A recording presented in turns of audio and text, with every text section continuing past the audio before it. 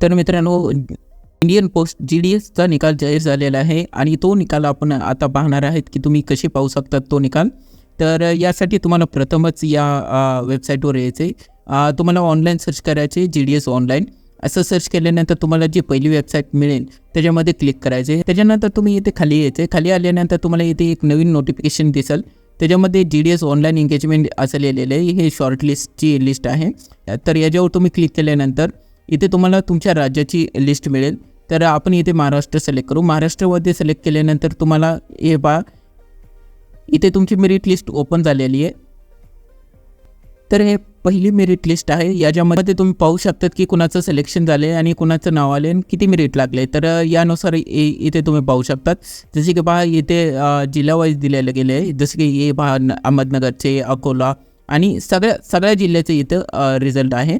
इथे तुम्ही कॅटेगरी पाहू शकता. त्याच्यानंतर तुम्ही इथे तुमचा रजिस्ट्रेशन नंबर पाहू शकतात आणि किती मेरिट लागले ते देखील पाहू शकतात. कोणत्या जागेसाठी सिलेक्शन झाले आणि कोणत्या कॅटेगरीतनं झाले आणि पुढे तुम्हाला कोणत्या ऑफिसमध्ये डॉक्युमेंट सबमिट करायचे ते देखील तुम्ही इथे पाहू शकतात. तर अशा प्रकारे तुम्ही ही मेरिट लिस्ट चेक करू शकतात.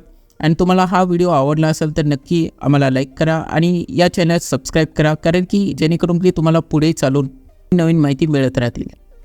तर धन्यवाद मित्रांनो.